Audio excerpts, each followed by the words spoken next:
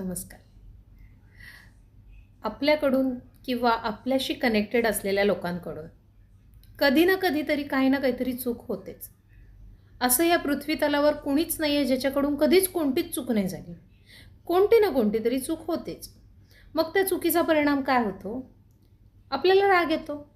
आपण तो राग भडास काढतो, बोलतो एकमेकांशी आणि ते बोलणं महत्त्वाचं आहे. बोललंच पाहिजे.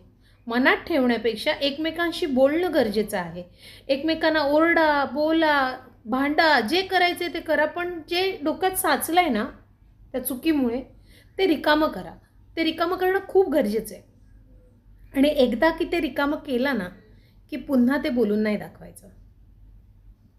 कारण आपण त्या व्यक्तीला बोलून झाल्यानंतर त्याला माफ करायचं, स्वीकारायचं का नाही स्वीकारायचं हे सर्वस्वी आपल्यावर आहे. ह्याची जबरदस्ती आपल्याला कुणी करायला येत नाही. त्याला स्वीकारायचं असेल तर स्वीकारा, त्याला नसेल स्वीकारायचं तर त्याला सोडून द्या. पण एकदा जर त्याला स्वीकारलं तर ते पुन्हा बोलून दाखवायचं नाही.